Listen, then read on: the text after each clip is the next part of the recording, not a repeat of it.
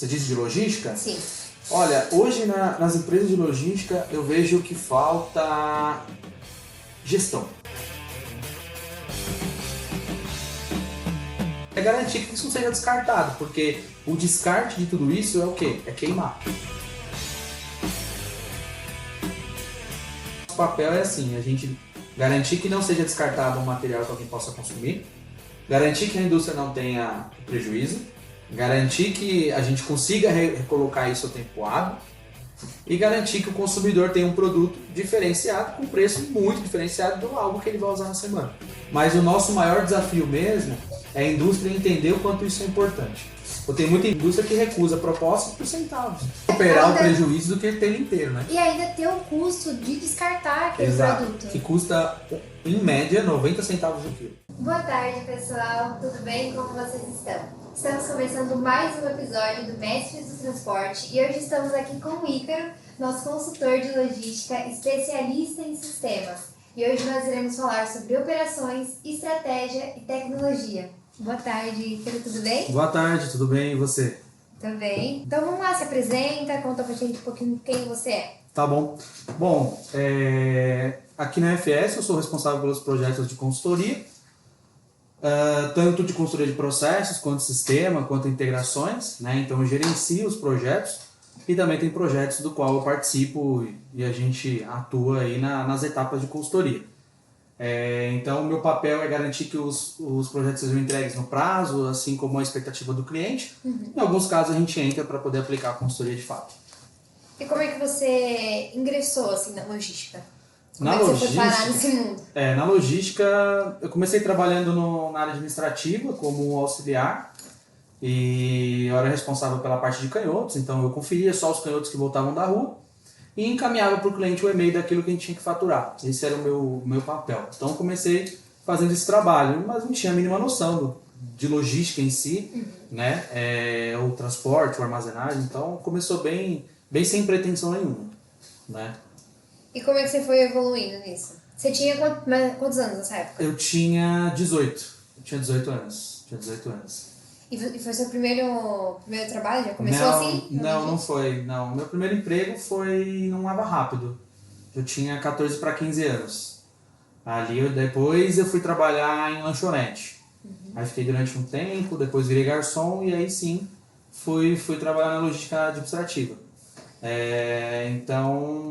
E aí de lá para cá, dentro de uma empresa eu tive as oportunidades, né? E eu fui aproveitando todas elas. A primeira oportunidade foi conhecer um pouco sobre indicadores e números, né? A gente tinha um cliente dentro da empresa que era Jequiti na época e tinha um analista interno do qual cuidava do cliente.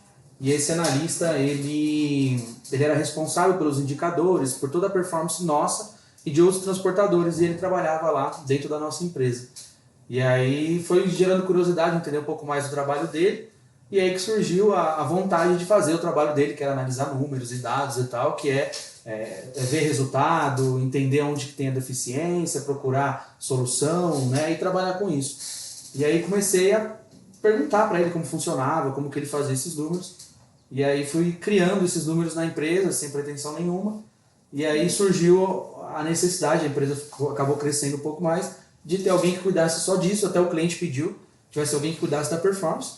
E aí teve essa oportunidade para mim ser o analista de indicadores, de números. E o bom é que você já estava preparado, né? Porque já surgiu o interesse, você já foi explorando um pouco da área, né? Porque se surgisse essa oportunidade e você não tivesse procurado antes, né? Já era... Exatamente. Então acho que foi criar um pouco da oportunidade.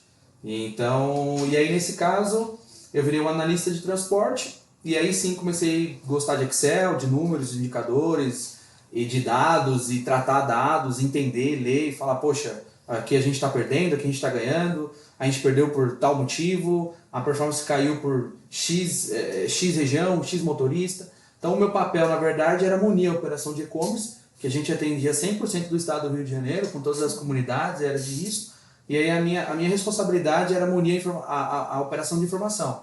Carros que saíram atrasados, carros que não carregaram, rotas que ficaram, rotas que não ficaram, tudo que estava para vencer, a performance do dia, né? A expedição do dia, se ela foi efetiva, se ela não foi, se atingiu o horário, se não atingiu. Esse era o meu papel. Então eu era o cara que munia cara do dia a dia todos os de dados. dados. E assim, são dados que são muito importantes, né? E geralmente eles ficam muito separados, né? Precisa daquela pessoa que junta pra gente ter noção do real cenário, né, que tá acontecendo. Isso, exato, e hoje eu vejo que hoje tem mais tecnologia para isso, né?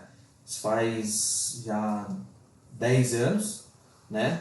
Então, mas mesmo assim, as pessoas ainda têm muito carência de saber ler dados, entender isso. Mas hoje a tecnologia já ajuda, né? Igual a FS tem soluções para isso também. Aqui na FS a gente tem soluções de BI que é para isso. Né? Hoje a tecnologia está mais avançada, então hoje tem facilidades, a qualquer lugar você tem acesso em tempo real. Na época ali você pegava o cara, colocava ele para fazer a base, aí ele montava o indicador, pegava a base de manhã, soldava no Excel, fazia o gráfico, mandava o PowerPoint, aí você analisava à tarde, já era outra coisa. E hoje né? já existem sistemas que já encurtam mais esse processo. Sim, né? Hoje tem soluções em tempo real aí que a pessoa pode olhar o resultado da sua empresa, a cada minuto ela tem a visibilidade do que está acontecendo ou não acontecendo. Né? Hoje é muito mais fácil. Então esse era o meu trabalho. E aí dali depois tive a oportunidade de ser supervisor, né? Depois de supervisor virei coordenador, né? Aí fui para a hora do saque, depois cuidei da reversa, aí depois virei gerente, aí depois virei gerente de transporte e atendimento, então era saque, atendimento, reversa, transporte e as filiais. Tudo isso na mesma empresa? Ainda estava na mesma empresa e depois fui para outras empresas, coordenador até chegar a gerente nível Brasil, onde eu cuidava de 4 estados, né? Gerenciava os 4 estados, uma operação de transporte e armazenagem, né? Com frota e tudo mais, aí ali que eu entendi que, poxa, agora a gente consegue ajudar outras empresas, uma vez que já passou por várias experiências por diferentes. etapas, né? Exato. E como é que você chegou na FS depois dessa sua jornada? Lá na FS, eu fui indicado para uma empresa que eu trabalhei, né? Eu já conheci o Anderson de outros momentos, né? Quando ele ainda era da SL, e aí ele foi vender um TMS para nós. E anos depois, eu fui indicado para uma empresa, né? Para o Anderson, e no mesmo dia a gente já sentou e já fechou. Nossa! E aí isso foi numa sexta-feira, né? Umas 4 horas da tarde. E a primeira consultoria a gente estava segunda-feira, 8 horas da manhã, já no cliente. Já para dar Sem perda de tempo. Sem perda de tempo. Né? Na época já tinha alguns projetos para acontecer. Eu fui o segundo consultor, né, que entrou. E a gente já entrou já trabalhando. Então aí dali a gente já fez parceria em vários e muitos projetos. Muita coisa junto. A gente vem construindo aí cada vez mais projetos mais robustos. Né? Legal. Você como consultor, assim... qual é o cenário que você enxerga hoje que é o maior, assim, digamos, erro que as empresas vêm cometendo, assim? Você diz de logística? Sim. Olha, hoje nas empresas de logística eu vejo que falta gestão. A palavra gestão, apesar dela ser muito... usada, né? Ela abrange assim, é tudo, eu vejo que falta comando. Cada vez mais é mais difícil você ter bons gestores, né? Cada vez mais as pessoas não querem responsabilidade, o cara não quer abraçar, ou porque ele quer, a visão dele é outra, porque ele acha que aquilo vai sobrecarregar, que aquilo não é... não vou ficar horas a fio. Então hoje falta muito o cara que quer fazer acontecer, né? As pessoas que querem realmente fazer mudança. Isso é um reflexo muito grande dessa geração, né? Ficar muitas horas no trabalho, a gente vê pesquisas de que essa geração hoje em dia preza muito pela, como que diz, o conforto, sim, né? Sim. Em vez do trabalho. Sim. Olha, assim, eu vejo que o tempo dentro da empresa não é entrega. Sim. Eu nem falo muito por isso, assim. Mas eu falo realmente das pessoas fazerem acontecer. Da dedicação. Não precisarem de outras pessoas para fazer aquilo que é o básico. Sim. Acho que isso já ajuda muito. Então, assim, realmente, eu também não gosto de estar 12, 16 horas na empresa todos os dias. Acho que isso não funciona. Sim. Eu acho que vale muito mais o quanto você entrega no tempo que você tá. Lógico que tem dia que você vai ficar até mais tarde, é normal. É um projeto, é um podcast, tem coisa que vai estender. Mas, assim, eu vejo que falta pessoas que, tipo assim, produtividade, sabe? Comprometimento, entrega. Sabe que você foi perguntando, e aí, fez? E aí, fez? E são coisas básicas do dia. Você foi lá e mandou e-mail pro cara. Sabe aquelas coisas... E hoje eu vejo que falta muito pessoa que vai lá e faz. E aí falta gestor também que não quer acompanhar. Isso. Exatamente. O cara que sabe que motiva as pessoas, o cara que leva time. Aí hoje fica muito pelo tipo assim, pelo cargo, mas não pela liderança. Então eu acho que falta muita liderança. Eu acho que nas empresas é liderança. E aí a liderança, na verdade, das empresas é quem faz as coisas acontecerem, é quem faz as etapas serem feitas, é quem fala, ó, agora a gente vai fazer isso aqui, depois a gente vai fazer isso aqui, ó, isso aqui a gente faz amanhã, isso aqui a gente faz agora. Né? Eu acho que falta muito isso é um grande erro. E às vezes a gente fala assim de títulos, né, cargos, mas nem sempre são as pessoas que fazem as coisas girar, né? Isso, exatamente. Né? Mas elas não são as pessoas que fazem a coisa girar. E aí acho que durante toda essa trajetória de gestor, eu vejo que assim, a gente não faz nada acontecer. Nada. O cara, ele nada é feito pelas outras mãos. Não, ele é liderança. Sim. Ele não faz nada. Tá? É liderança, é o líder, é o cara que motiva, o cara que leva, o cara que treina, o cara que acompanha, o cara que delega, o cara que ensina, o cara que motiva. Esse é o líder. Ele não faz nada, sozinho não faz nada. O que eu já vi de líder que entra e o time tira o cara, é muito mais frequente o time tirar o líder do que o líder tirar o time. Então, assim, por isso que você vê, tem cara que é gestor a vida inteira, mas ele fica pouco. Fica 1 ano, 2 anos na empresa, porque aí o time joga ele pra fora. Né? Então, aí o cara que motiva, que leva, que transforma, que ensina, que fala assim, leva as pessoas também do ponto A pro ponto B, é aquele cara que tem... É o que faz a diferença. É o que faz a diferença. Exatamente. E falta muito isso hoje. Hoje tem muito líder, assim, o líder autoritário, tem que fazer porque eu tô mandando. Né? É aquele líder que tá ali pelo título, né? O título que faz a pessoa. É o ser e o estar. São coisas bem diferentes. Uma coisa é você ser gestor, ser líder, levar time, treinar pessoas. Outra coisa é você estar na cadeira e só vai lá e manda. São coisas totalmente diferentes. E o que falta só falta tanto em empreendedores isso, e falta também nas pessoas que estão dentro das empresas. Então isso já começa, eu vejo que quando falta, começa desde cima. Esse pra mim é o desenho. Tá? E quando vocês entram numa consultoria assim, enxergam esse cenário, qual é a primeira coisa para poder mudar? Porque assim, isso é uma cultura que já está enraizada na empresa, né? Isso. Eu vejo assim que quando a gente entra, que a gente identifica esse tipo de problema, primeiro a gente identifica em qual camada de gestão ele está. Tá? Ele está no tático, ele está no operacional, ele está no estratégico. Você entendeu? Então, se ele estiver no operacional, que a gente está falando de a liderança de departamento, o líder de turno, o líder de carregamento... Não é uma coisa mais fácil de se mexer. Ou não, nem sempre. Ou ele tá na linha dos gerentes, dos coordenadores, dos supervisores, ou ele está na linha da diretoria, do board, do presidente, do CEO, do C-level, enfim. Primeiro a gente identifica em qual camada está esse problema. Porque às vezes o CEO ele tem uma boa gestão, aí ele faz gestão nesses caras que não faz nesses caras. Às vezes... Se perde no meio do caminho. Aí tudo aquilo se perde. Aí às vezes o cara do meio tem o cara daqui que não consegue passar também pro último. Ou esse cara de cima não consegue passar pro meio. Ou esse cara também não tem, que esse não tem, que esse também não tem.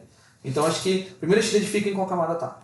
E como vocês fazem para identificar assim? A gente faz pesquisa de clima, a gente entende os números, a gente faz entrevistas, a gente pega isso no diagnóstico do que a gente faz inicial, que é entender faturamento, metas, fazer pesquisa de clima, entrevista com o gestor, entender os detalhes dele, cara, como é que é aqui, como é que é isso, tem processo, não tem, como funciona aqui, onde estão os resultados, quem cobra quem. Então rapidamente a gente consegue entender, né, aonde começa a ter esses gargalos. Porque as pessoas em consultoria, obviamente elas começam ali, colocar as suas dores ali na mesa, falar, eu tenho problema com isso, aí você começa a pegar.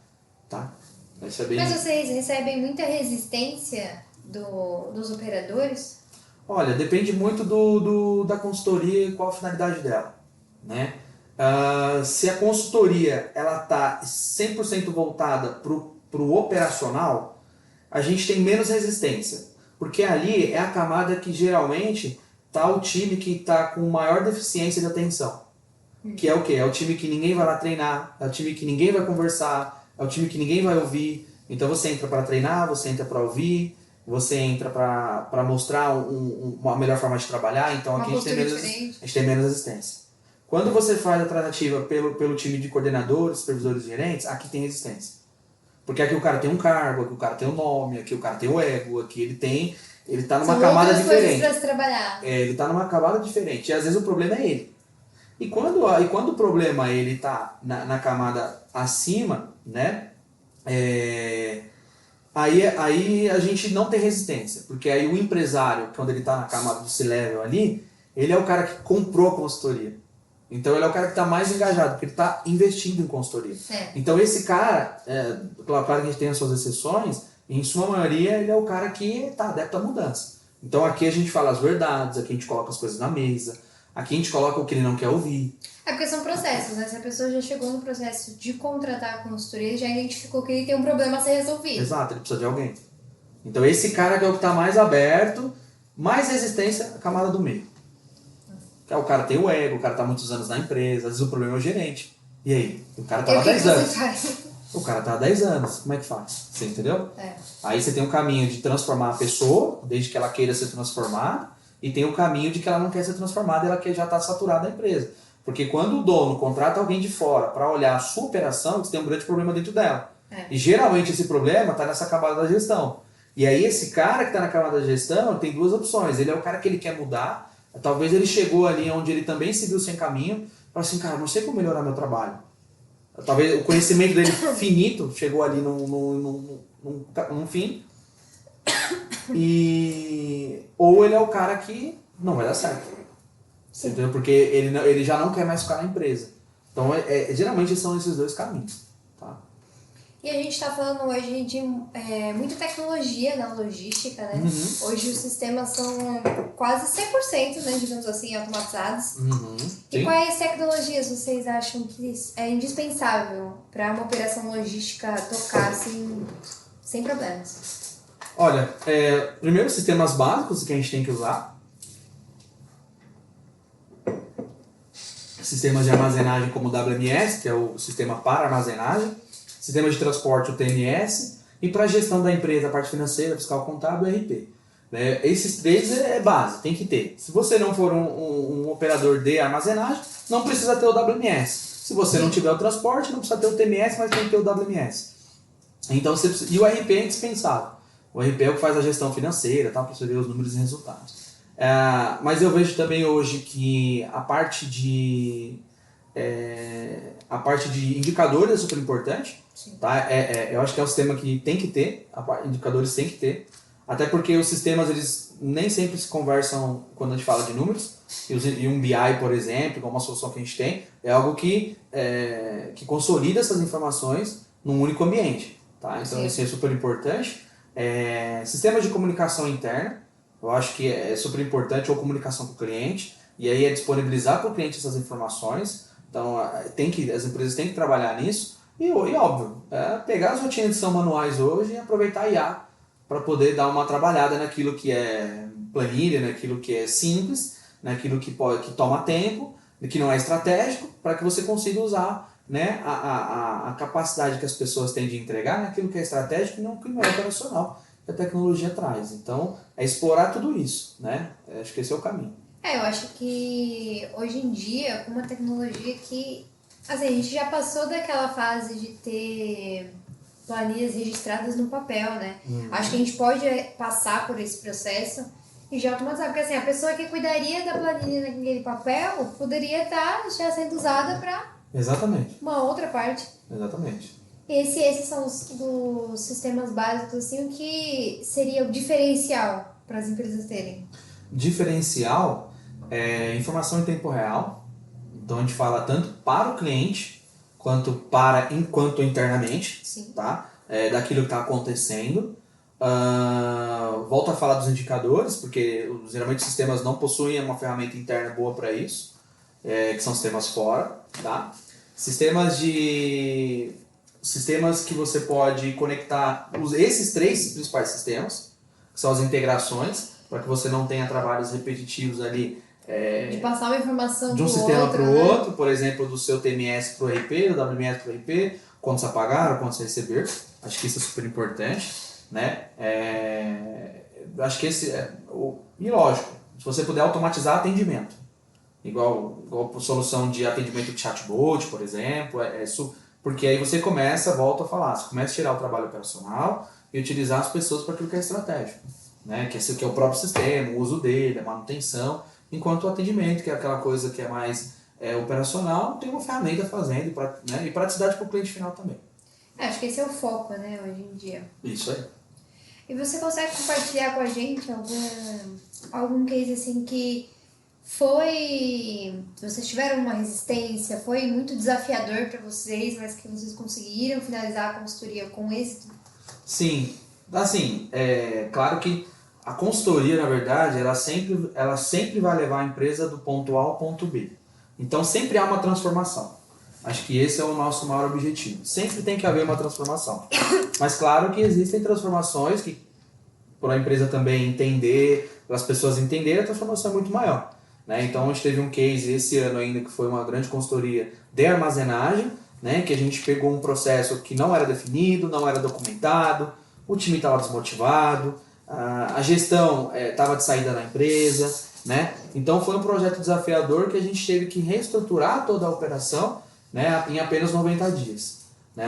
Então foi uma consultoria... Um tempo meio recorde, né? Exatamente. Então assim, foi uma consultoria que a gente tinha uma expectativa de fazer ela em 6 meses e a gente acabou tendo que fazer em 3. Né? Então, lógico, um mapeamento que era 30 dias foi para uma semana. 2 dias, olhou, tal, é isso que tem, não tem. Né? E aí nesse meio tempo, então, a gente conseguiu definir os processos, treinar as pessoas, documentar os procedimentos, a gente conseguiu levar material para essa galera, a gente conseguiu trocar os gestores, a gente conseguiu definir layout, a gente conseguiu fazer eles usarem o sistema e agora eles estão, depois da consultoria, ficaram como orientação e que seguiram, né, eles estão trocando o sistema da OMS para que o sistema que eles tenham hoje seja um sistema que atenda melhor também a expectativa do cliente e também automatize a operação. Então a gente conseguiu fazer uma consultoria que seria em 6 meses em 3, né? Claro que a gente teve esforços de mais consultores nesse projeto, cada um fazendo uma coisa diferente, sim, mas a gente fez uma mudança significativa ali dentro da empresa, na organização. No primeiro dia que a gente chegou tinha muita mercadoria no chão, mercadoria que não estava endereçada, o sistema não estava batendo, não existia inventário feito, né? O cliente reclamando de inversões e avarias e faltas. Então a gente organizou o processo, desenhou, treinou, colocou o sistema para rodar, né? Fez junto com eles ali todos os dias até pegar, definiu pessoas, a gente chegou a definir o horário da operação também, né? Se a operação ela ia rodar recebimento de manhã, né? Outro momento à tarde. Então a gente conseguiu estruturar e aí saiu ainda com plano de ação, obviamente, né? Sim. Mas a empresa saiu assim, o cliente sentiu, o cliente teve um estoque, a gente conseguiu fazer inventário, né? A gente conseguiu dentro desse tempo correr e fazer tudo isso. Esse foi bem desafiador e o resultado, claro que ele já era visível no final, mas daqui mais uns 2 meses a gente vai ter uma grande diferença aí no que era e o que vai ficar. Né? É bom quando vocês conseguem sair de um projeto, né, conseguindo ver a mudança, né, que vocês fazem no cliente. Porque às vezes a mudança ela não é visível, né, mas é aquela coisa mais no dia a dia, né. Nesse caso foi um projeto muito difícil, né, um período muito curto. Eu acredito que assim, que mudança, assim, consultoria é um trabalho que não é do dia para noite, né. Não é. Realmente é um trabalho estruturado. Né? Tem as suas etapas, o seu tempo e tal. Né? E por isso que o cliente tem que entender também como funciona isso, porque não é de um dia para o outro. Mas assim, o nosso papel na FS realmente é ter mudanças significativas, de qualquer forma. Então, mesmo que seja algo que talvez esteja fora do escopo, mas que faça a diferença para o cliente, esteja no alcance, a gente faz. Então, assim, claro que a gente tem um entregável do projeto. Mas só que quando a gente chega lá, às vezes tem um detalhe, uma coisa importante que a gente pode incluir, que vai fazer a diferença para o cliente. Então, o nosso papel é fazer a diferença para ele. Ele tem que sair de lá e sentir assim, poxa, eu tinha esse problema, não tenho mais, ainda tenho mais essa solução aqui. Né? Por isso até que a FS criou, ainda durante os anos de sua trajetória, criou produtos que eram para complementar a consultoria.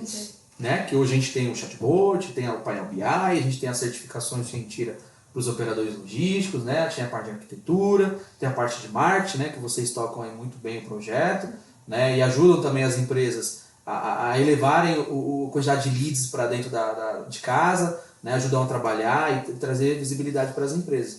Então a FS é para complementar isso, então fazer diferença. A gente tem sistemas personalizados, que a gente tem um time de tecnologia, A gente tem, por exemplo, a gente faz implantação de TMS WMS como projeto, né? A gente tem a parceria, né, com o SAP também, tá? Então a gente tá bem encaminhado em relação a isso.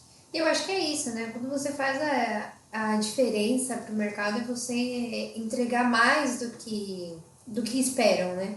Porque assim você fica marcado no cliente, né? Isso.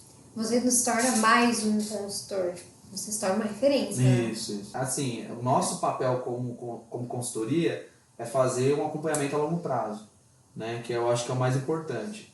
Porque geralmente consultoria, se a entrega não é boa, ela não tem continuidade. Sim. Então, o nosso papel hoje a gente entra com consultoria. A gente vai identificar gargalos. Existem alguns gargalos que não estão previstos, e são gargalos importantes, que vão aparecer no diagnóstico, mas não está dentro daquele escopo de projeto. E que no futuro vai ser uma segunda etapa, vai ser um sistema, vai ser uma alteração, vai ser uma implantação. Vou dar um exemplo. Esse da armazenagem não tinha pretensão de trocar o sistema. Mas quando a gente entrou e fez o diagnóstico, tem que trocar o sistema. Aí o projeto muda, as tarefas mudam e acrescenta, obviamente, mais trabalho, Sim. mas tem uma mudança mais significativa. Então, eu acho que esse é o detalhe, entendeu? É saber que a gente consegue ajudar o cliente a chegar naquilo que ele deseja. Quanto tempo você já é consultor de logística? Consultor já fazem pelo menos 7 anos. 7 anos. Consultor. Claro que, obviamente, tem projetos em paralelo, né? Sim. E tal, mas ajudando aí as empresas, cada projeto é uma coisa, né? E aí, claro, a nossa experiência profissional ajuda o cliente, né? Então, aqui a gente tem um time que cada um é especialista no detalhe. Com certeza, a consultoria que você está fazendo hoje, você mudaria a primeira que você fez. Com certeza, obviamente. Mas claro que assim, mas no começo também a gente teve bastante, como é que eu posso dizer? A gente teve bastante orientação, porque existe um modelo para fazer consultoria, né? Ela não é de maneira aleatória, por isso que quem faz de maneira aleatória não consegue entregar. Mas existe uma metodologia para isso, né? Que a gente faz mapeamento diagnóstico, plano de ação, a gente faz o plano de ação acontecer, acompanha o resultado e depois entrega. Existe uma metodologia para isso. Claro que com a experiência do tempo que você tem, existe o pulo do gato que vai te ajudar, vai encurtar um processo. Mas sempre a gente conseguiu seguir a metodologia. E aí por isso que a gente consegue entregar. Porque ela existe etapa.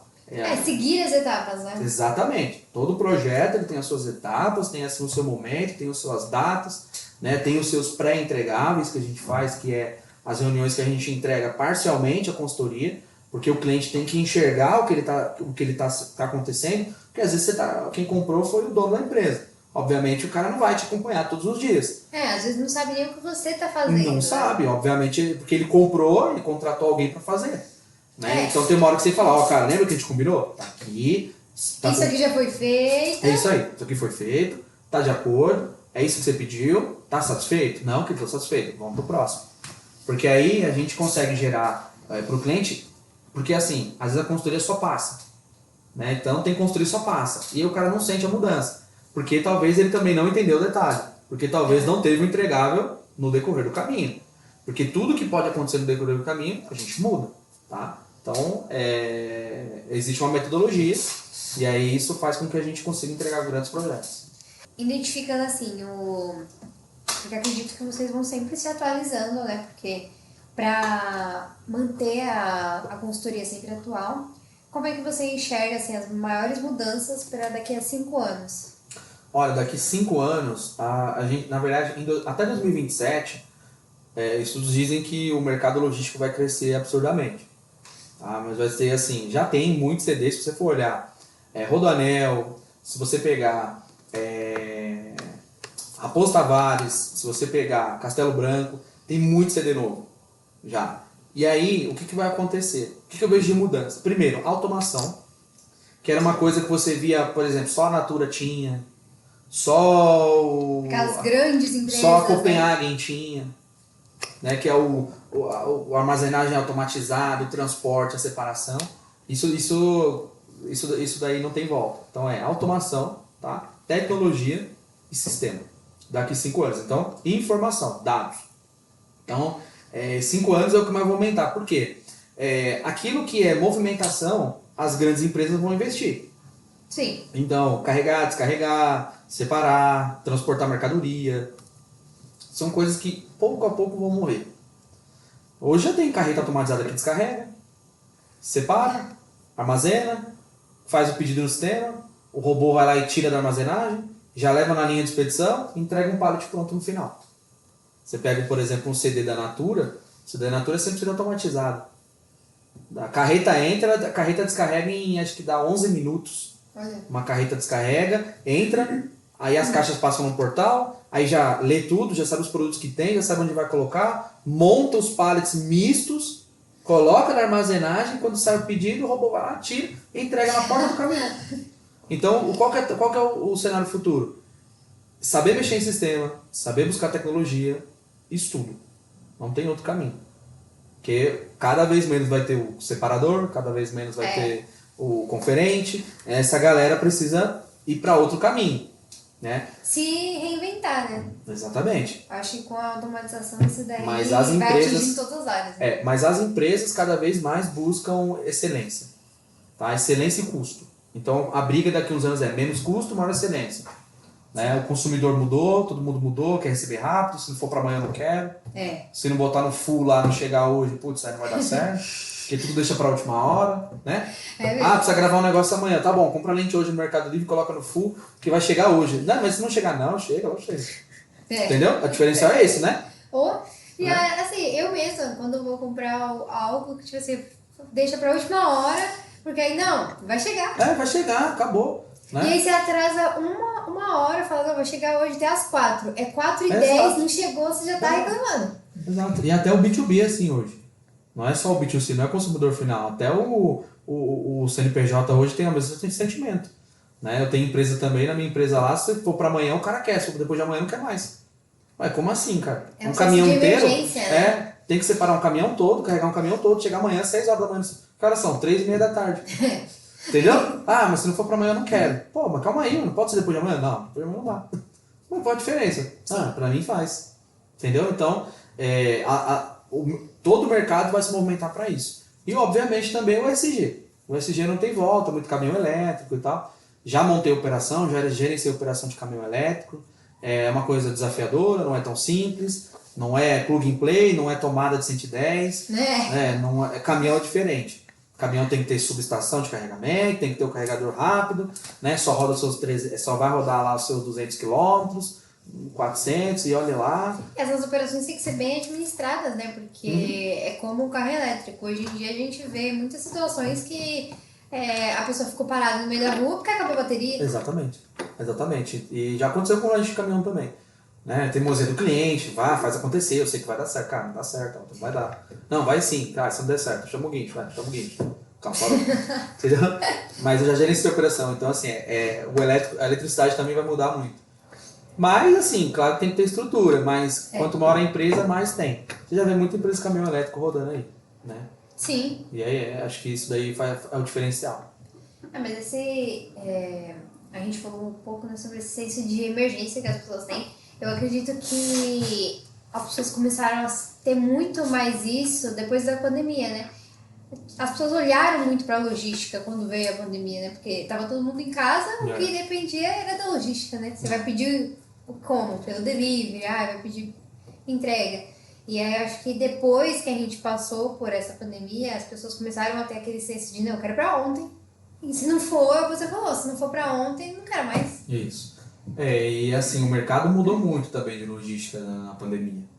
Né? Todo mundo se reinventou, muita gente foi pro digital, muita gente quebrou, né? Muita operação não existe mais, o preço já mudou muito. Então, na pandemia, eu gerenciei uma operação muito grande, teve muita mudança no mercado. Muita mesmo, o cliente demorou muito para acompanhar os reajustes, né? O tempo que ficou fechado, né? Teve coisa que não voltou mais preço, né? Quando não tinha container ficou 3 vezes mais caro. E até hoje é o mesmo preço. Acabou. Tem coisa que mudou muito. Por isso que o pessoal hoje busca eficiência. Fala disso. Mas é isso aí. E como que você lidou com esse cenário da logística na pandemia? Olha, primeiro que eu atendia muito cliente de varejo. Então eu abasteci as lojas da Pressolândia, Magazine Luiza, Ponto Frio, Casas Bahia, Cacau Show, Copenhagen, Lindt, atendia a Mundial na Magazine Luiza, nos mercados, atacarejo e tal, então tudo parou. Tá? E, Foi um choque, né? Aí só que a gente teve um cliente que bombou, que foi pro online, que foi o Magazine Luiza, que aí foi o tempo que o Magazine Luiza mais cresceu no online.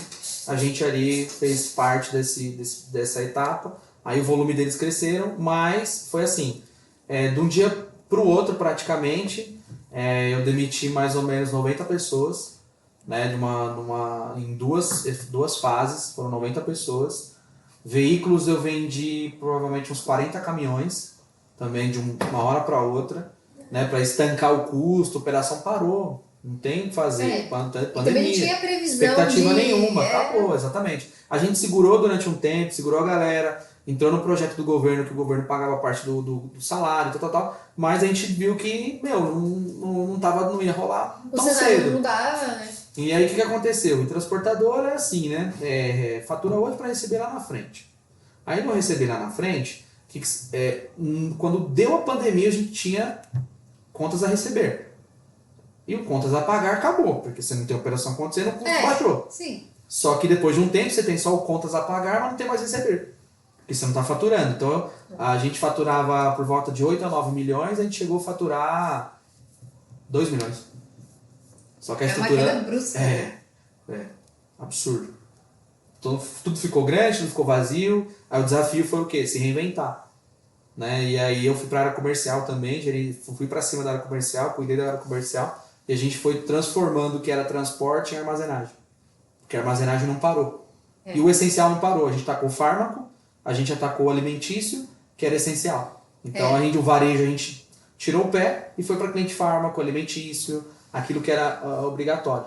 Ficar aberto, e a gente conseguiu respirar aos poucos. Mas depois disso ficou um estrago ainda de alguns milhões para resolver e pouco tempo para resolver, muito fornecedor para pagar, aquela história. E aí sim, a gente foi um desafio, tal, segurar no laço, enfim. Porque depois que reabriu, tem contas a pagar, não tem a receber. E o contas a pagar faz o quê? Sobe. Porque de um dia para o outro pode mandar caminhão. Ah, tá bom, manda 200 caminhões. Tá bom, tem que pagar 70% do frete de 200 caminhões antecipado. Pega 200 caminhões vezes 3 mil de frete cada um. Entendeu? Surreal. Surreal. Então, mas deu certo. No fim deu certo e... passamos, né? Bom, acabou. Depois dessa... Depois dessa o que a gente não consegue. Pode vir. E você chegou a comentar que você tinha o seu próprio negócio? Conta pra gente um pouquinho de como funciona.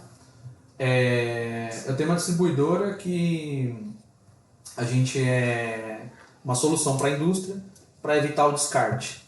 Tá? Então a gente, na indústria, 14% daquilo que é produzido é perdido. Tá?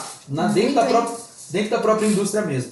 Seja porque o produto venceu, o produto saiu de linha, a embalagem mudou, uma avaria de logística. Então 14% não chega nem a sair. E aquilo que sai ainda tem um percentual que se perde no distribuidor na ponta, porque não consegue vender e o prazo fica curto. Então a nossa distribuidora é uma solução que faz com que esses produtos sejam vendidos, comercializados, entregues e consumidos antes do vencimento. Né? Ou, claro, num canal que não atrapalhe o canal de vendas tradicional da indústria.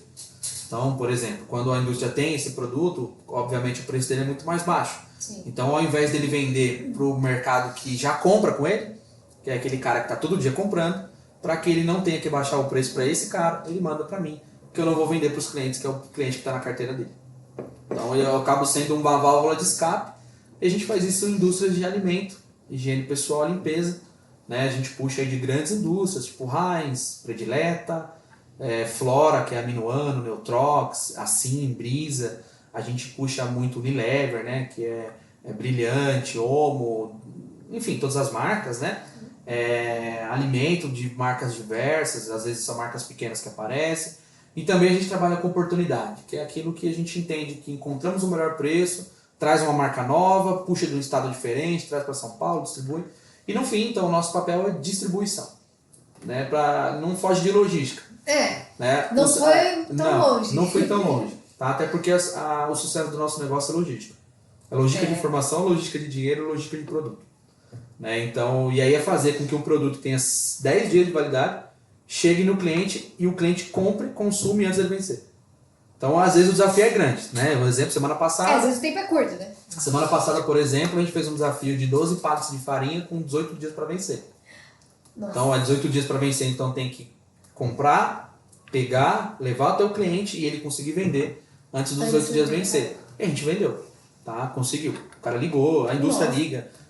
Já cheguei a entregar, a gente conseguiu, já chegou a pegar a maionese Hellmann's, por exemplo, com 7 dias para vencer, receber, descarregar, vender, carregar, entregar e ainda ter 4 dias para o cara vender.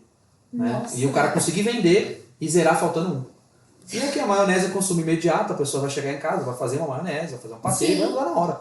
É produto para usar na hora. Né? E hoje tem muita loja disso. Muita, mas muita loja disso. Elas se popularizaram igual aquela rede Oxxo que veio pra cá também. Toda esquina tem uma loja dessa. E a gente abastece essas lojas. Né? Então o nosso papel é esse. E é garantir que isso não seja descartado, porque o descarte de tudo isso é o quê? É queimar. É queimar. Né? E o nosso objetivo é não queimar.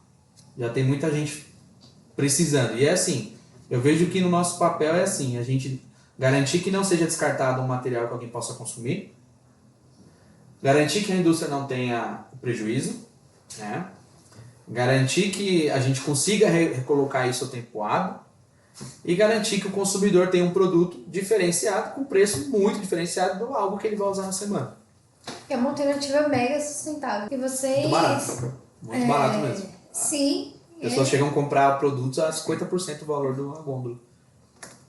Então, às vezes, por exemplo, faz promoção, 12 por 10 é um produto que era R$5 no mercado, compra 10, paga 12 nas lojas de clientes nossos. Então, assim, todo mundo tem acesso a produtos diferentes também. Esse é o nosso objetivo. E usando, assim, o que a gente usa? Tecnologia, mesma coisa de logística. Tecnologia, sistema, automação e logística eficiente. O bom é que você, com a experiência que você foi adquirindo com a consultoria, você já consegue aplicar na sua própria... Sim, exatamente. Facilita muito. Ou já é meio caminho andado. Facilita muito. Não vai precisar fazer a consultoria. Faz a consultoria você mesmo. Né? Exatamente. Não, mas facilita muito. Pelo menos assim, pula etapas e evita alguns problemas. Enxerga diferente. Né? Mas onde surgiu a ideia?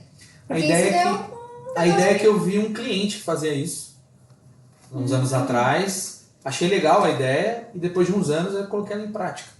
Né? No começo eu fazia como se fosse um dropshipping, na verdade. Então no começo a gente já comprava o produto vendido. Então, por exemplo, você tem o produto? Tem. Cara, me dá 48 horas. Aí, em 48 horas eu arrumava um comprador, comprava de você, mandava buscar e entregar. Com o mesmo caminhão que coletava, já mandava entregar. Porque a gente não tinha armazenagem. Aí depois a gente constituiu um operador logístico para fazer o recebimento, movimentação, que começou a funcionar. Porque o negócio começou a crescer. Então, começamos a comprar veículos maiores. Aí não dá para sair uma carreta fazendo 20 entregas. É inviável isso. Então, tem que trazer para um lugar, tem que descarregar, tem que fazer.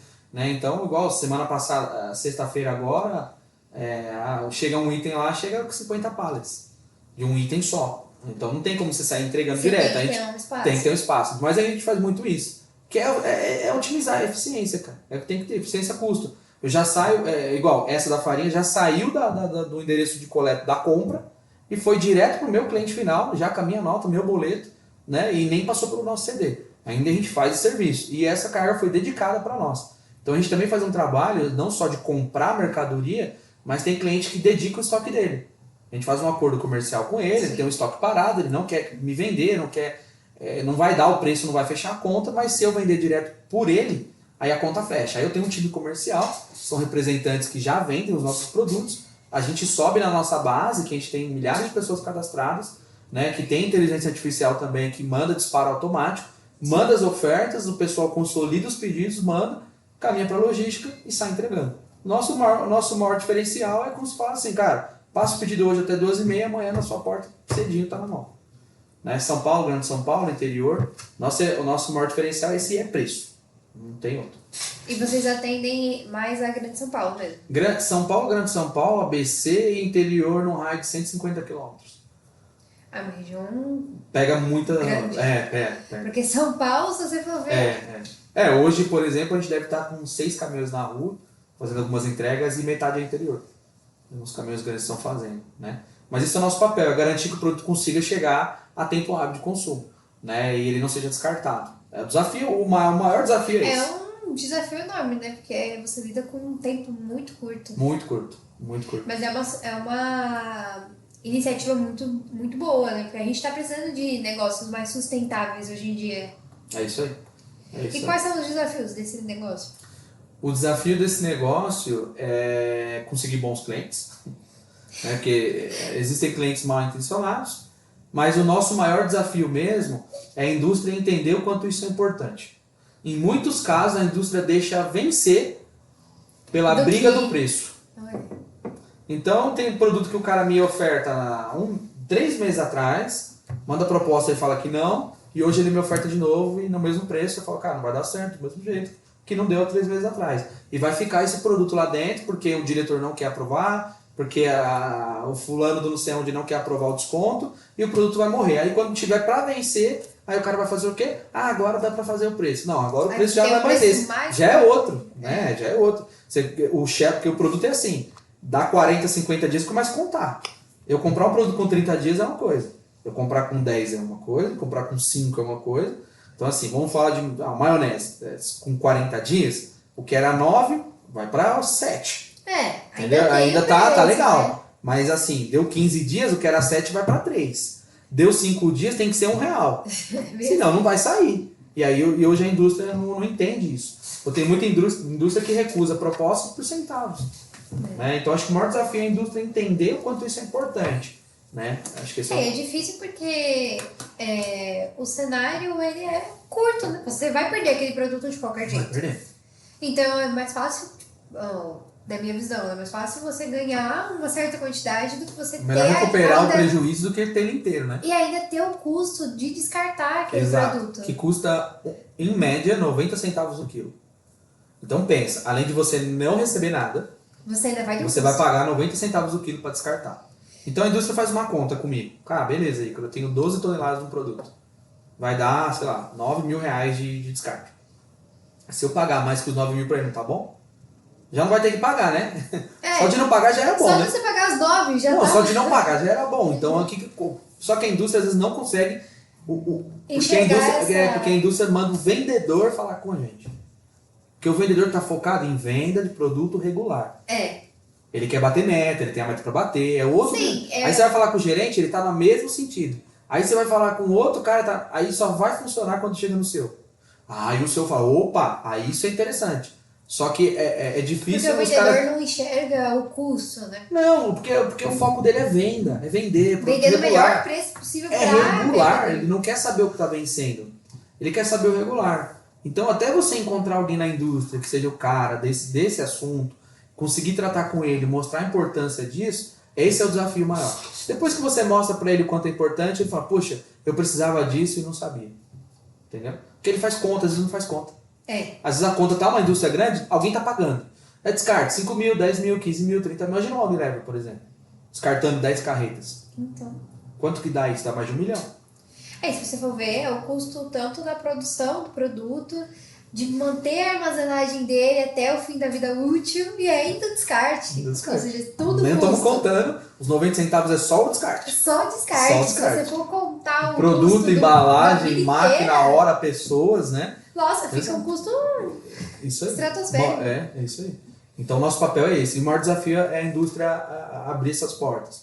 Mas depois que abre também, aí vira uma parceria bem sólida. Bem interessante. É mais fácil você negociar com um cliente que já fechou com você uma vez do que um novo cliente. Bem mais. Depois da primeira vez que ele entende que funciona, que para ele é benéfico e tal, aí depois daria automático. Toda semana alguém liga. Mas já teve casos de que você, do mesmo jeito, teve que descartar aquele produto? Já. Teve casos, acontece. Às vezes você compra uma quantidade muito grande.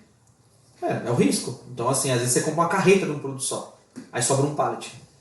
Aí tem o descarte, você paga 90 centavos, descarta, incinera, laudo, né? Tem que ser feita da maneira certa, não pode ser descartado no lixo, obviamente. Sim. Em qualquer lixo, né? Tem que ser Imagina, um pallet de molho de tomate no lixo.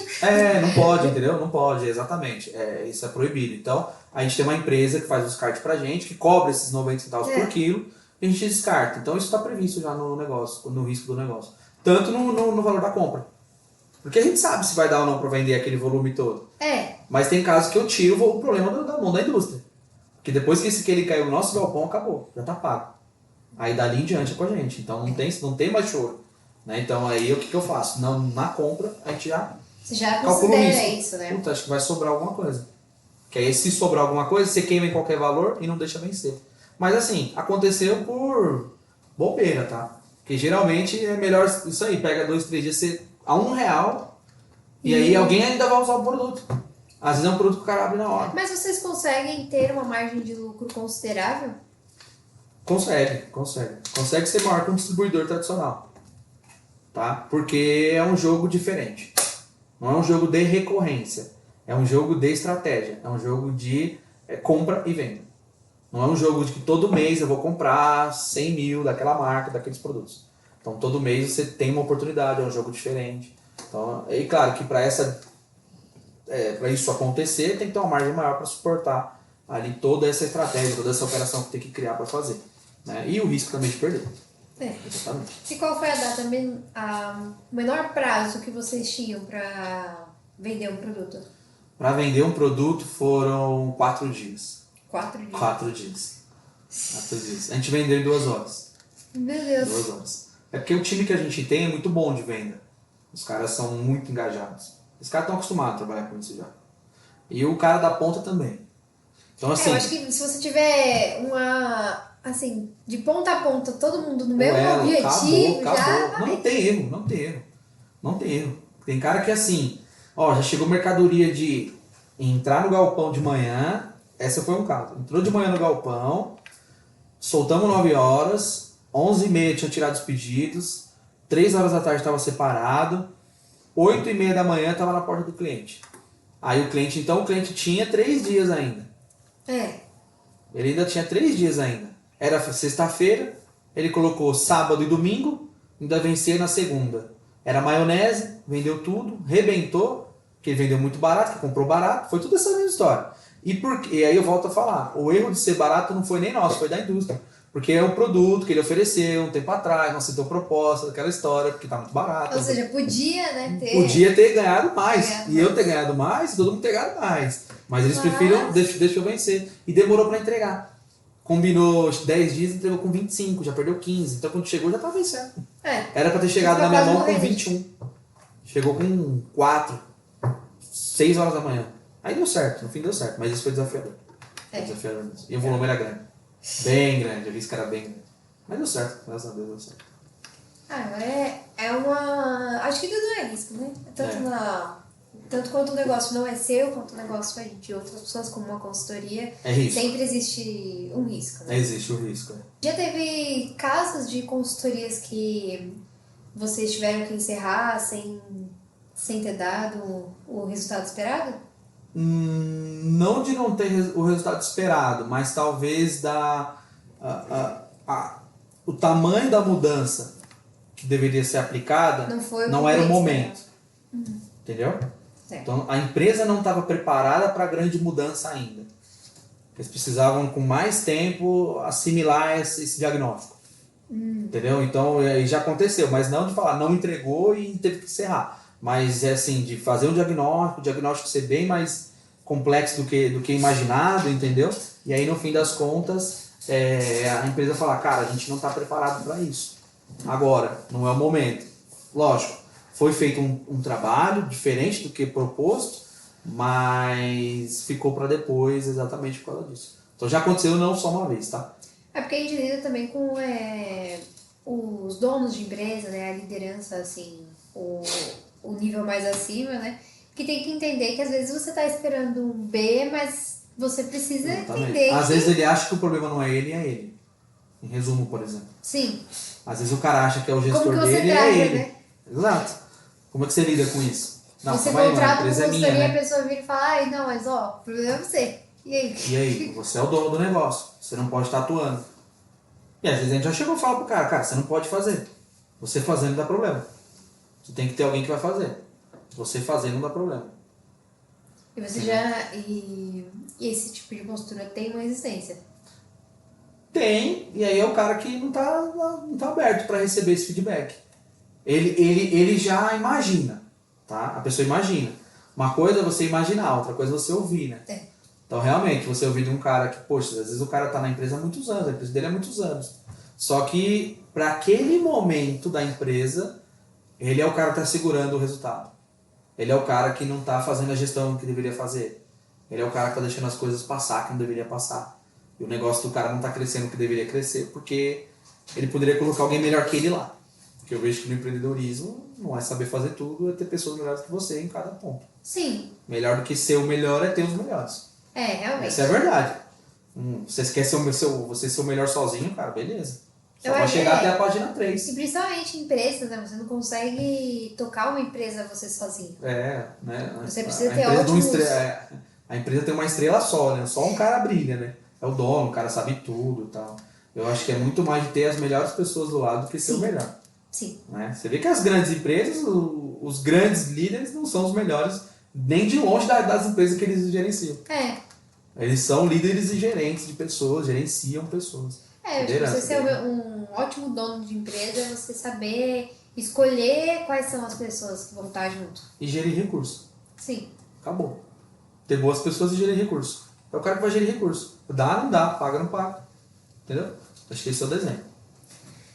E para finalizar, a gente queria que você falasse assim, um conselho que você daria para quem está começando, o que você faria de diferente se você voltasse, né, com a cabeça que você tem hoje.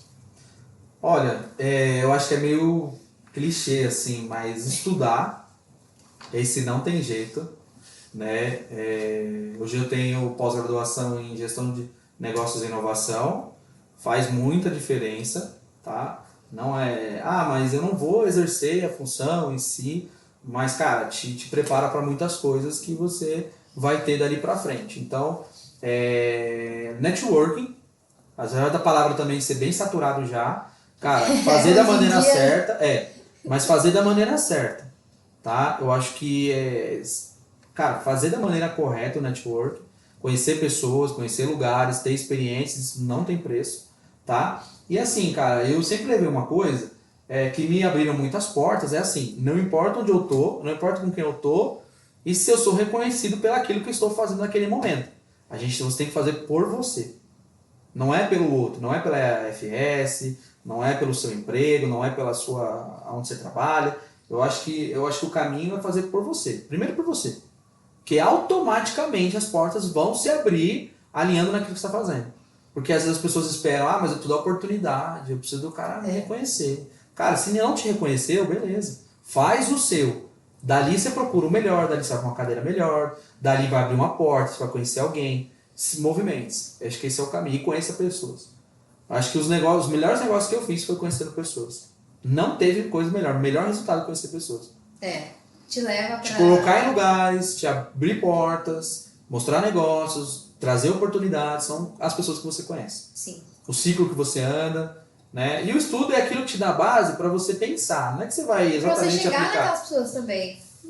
Também, mas o estudo ele te dá o poder do pensar. Sim. Eu levo o estudo como isso, não é que ele vai, eu vou aplicar exatamente, né, o que diz lá o Felipe Kotler no marketing. Não, cara, não é exatamente o que o cara tá falando. Não vai seguir a teoria à risca. Não, mas ele vai te dar um modo de pensar. Uma margem. Você tem o raciocínio muda, né? Mas eu vejo isso. E assim, na boa, cara, a ambiência é muito importante. Se eu fosse mais novo, a ambiência, puta, esquece, cara. Não tem outra. E assim, vou te dar um exemplo.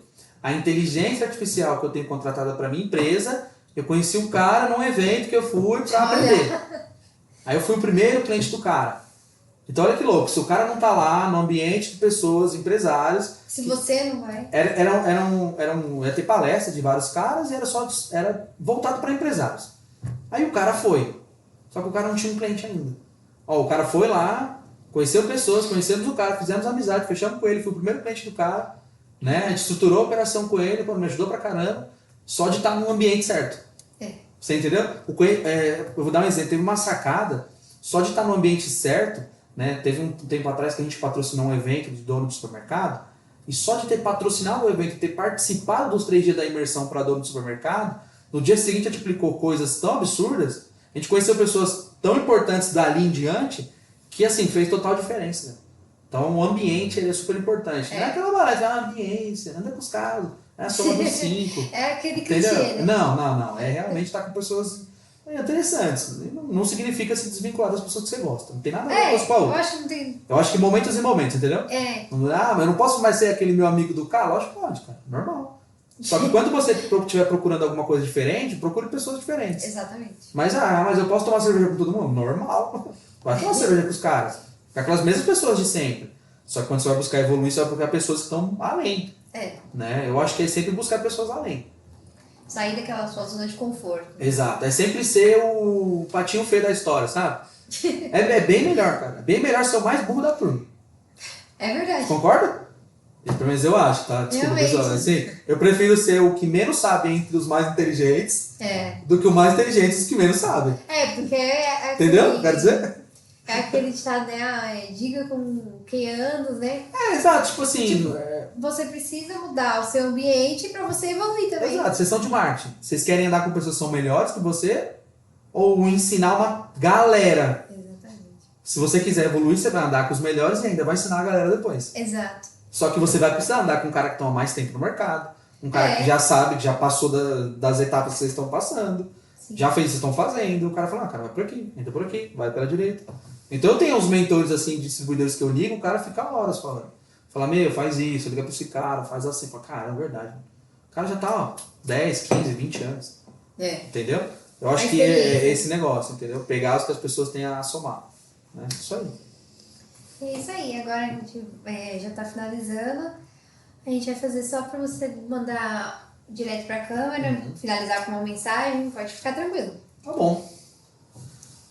Bom, primeiro agradecer a oportunidade de vocês, de estar aqui conversando com vocês. Vocês são demais, tem feito um trabalho muito importante aqui na FS. Agradecer toda a FS também, as oportunidades que a gente tem de estar em grandes projetos.